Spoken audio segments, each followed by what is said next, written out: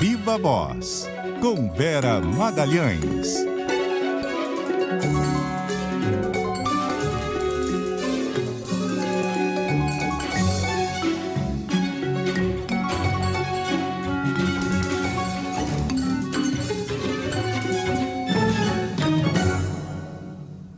Oi, Vera, boa noite, tudo bem? Oi, Carol, boa noite a todos que nos veem, nos assistem para esse Viva Voz mais curtinho, com um resumão pós-folia. Deixa, antes de entrar com os nossos assuntos, fazer a retificação. Claro que o nome do presidente da Febraban é Isaac Sidney, né? E não Disney. Estava escrito errado e eu embarquei e só percebi depois. Que eu estava aqui na linha, eu falei, uai. Você riu também, né?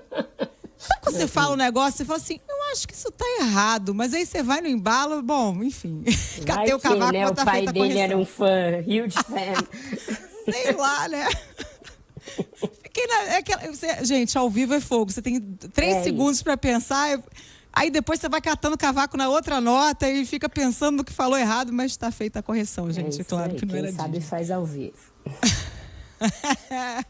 Bom, semana mais curta aqui por causa do carnaval. Vamos falar aí do ex-presidente Jair Bolsonaro, que inventou essa manifestação no dia 25. O assunto passou a ser quem vai e quem não vai. Você chegou a escrever, falou que também na CBN que acabou sendo uma cilada para os aliados dele, né?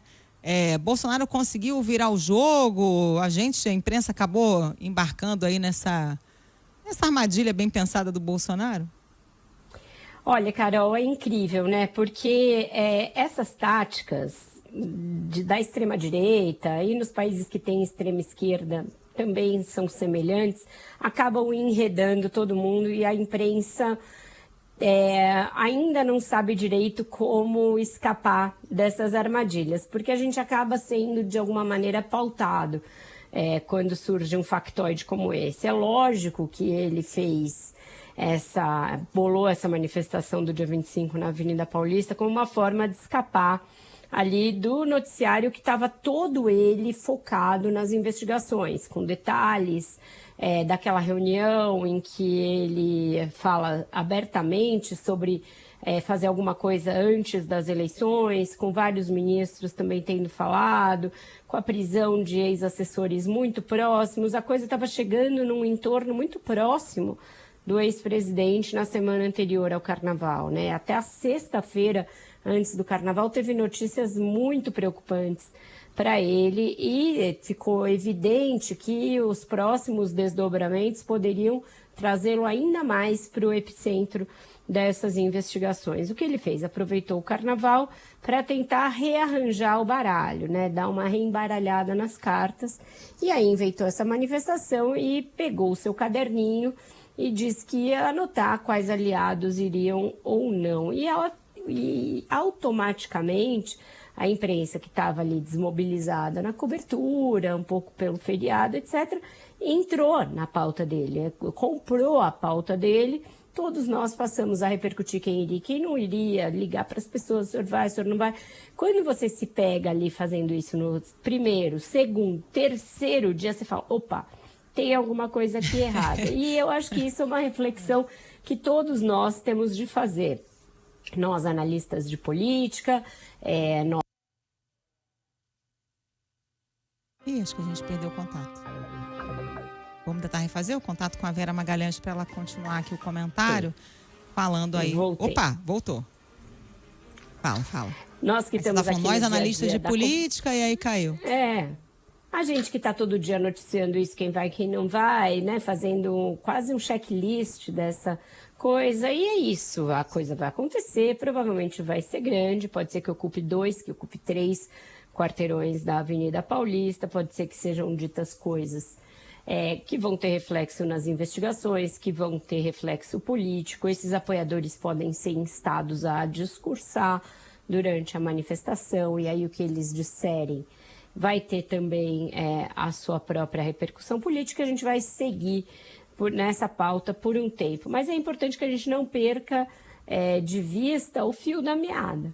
Essa manifestação só acontece porque o ex-presidente se viu enredado em investigações muito sérias, com muitas evidências bastante concretas e muito precisas de que ele viu documentos e minutas pedindo um golpe, pedindo a decretação de estado de sítio, que ele não rechaçou de pronto, que ele revisou, que ele pediu alterações, que essas alterações foram feitas por ministros de Estado investidos dos seus cargos, enfim, que houve todo um prosseguimento numa trama que, se fosse levada a cabo até o final, resultaria em alguma tentativa de ou não haver eleições ou de melar o resultado das eleições.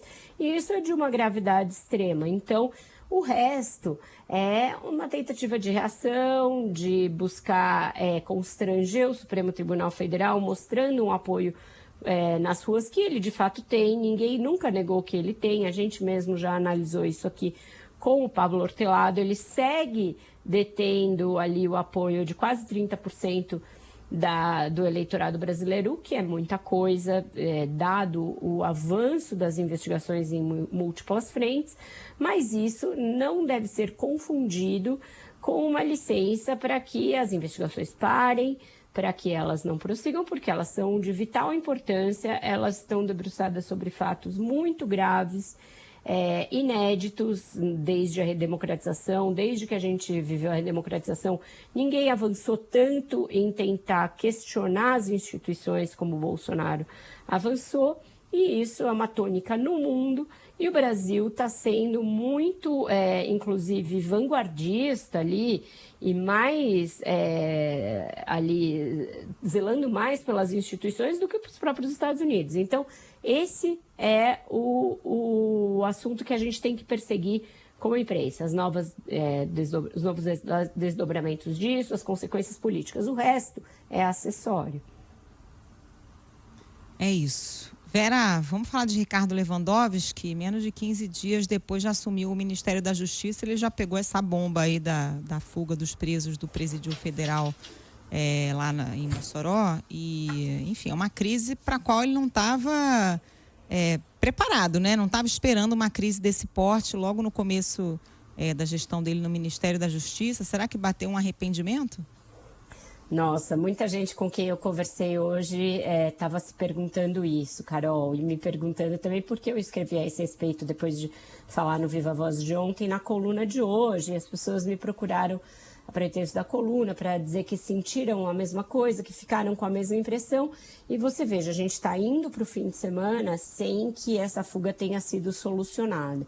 Isso é muito ruim para ele, né? Porque ele minimizou a fuga, diz que esses presos estariam próximos, que havia muitas pessoas na busca, que vários alertas tinham sido emitidos para as polícias de outros estados e, no entanto, esses líderes de facção criminosa seguem foragidos e talvez articulando alguma coisa com a facção a qual eles pertencem, e isso é perturbador. Isso leva a uma sensação de que o presídio, que era de segurança máxima, e talvez o sistema de presídios federais de segurança máxima, não tenham toda essa inexpugnabilidade, para usar um termo ali caro ao Lewandowski, que caprichou no vernáculo ontem, não sejam tão inexpugnáveis como pareciam. E isso leva a uma dose de preocupação bastante grande, trazendo esse componente do sistema prisional para essa crise da segurança, que já era o principal assunto da pasta. Então, ele vai ter de se embrenhar melhor nesses assuntos para, na próxima entrevista, estar mais seguro de si, sabendo o que está falando. Então, com certeza, esse início de gestão dessa crise não foi bom. O presidente da República está fora, ele volta na semana que vem. Já vamos falar um pouco da pauta política também, que também vai vir carregada, mas o Lula vai ter de se debruçar sobre dois assuntos nos quais ele pessoalmente está muito fora. A crise de segurança certamente é um deles e a crise da dengue é outra. O presidente não pode ficar tão alheio a um assunto tão importante quanto um surto de dengue que está matando muita gente e que está a cada dia avançando em vários estados do país. Então ele vai ter que se assenhorar desses dois temas também, para além da agenda política. Bom, agora que passou o carnaval e o ano teme em começar, Semana que vem já vai ser full em Brasília, carga total aí passado o carnaval, e como é que fica a relação do presidente da Câmara, Arthur Lira, com o executivo? Aquele mau humor que vinha diante do carnaval prossegue? O que essa semana reserva?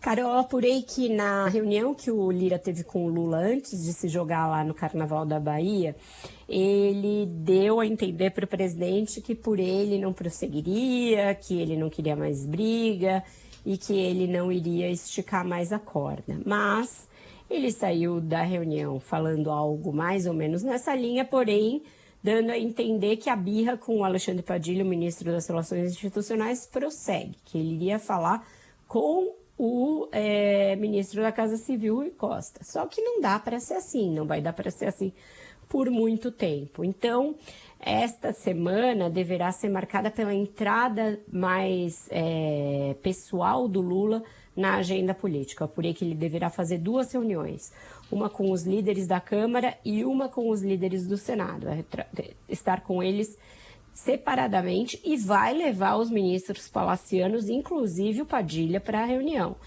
Então, o que ele está querendo mostrar? Olha, não existe isolar esse ministro, ele está nas conversas, ele vai participar. A ideia, pelo que me dizem, não é fazer um recado para o Lira, para que ele sinta que o governo está afrontando ele, não é nada disso. Tanto é que, pelo modelo que está sendo combinado ali, ainda não tem data essas reuniões e nem o quórum completo, mas não está descartada a possibilidade do próprio Lira participar da reunião com os líderes da Câmara e o Rodrigo Pacheco participar dos líderes do Senado. Então, o Lula vai entrar mais pessoalmente e eu acho que tentando desfazer esse mal-estar. O Haddad segue empenhado em salvar uma parte daquela MP, e a parte do PERSE, que é o programa dos eventos, ele está ali ainda imbuído da ideia de acabar com esse programa, apesar da mobilização que tem, abaixo-assinado, caravanas a Brasília a favor da manutenção. Então não mudou muita coisa desde a semana antes do Carnaval. A novidade é que o Lula vai entrar mais pessoalmente.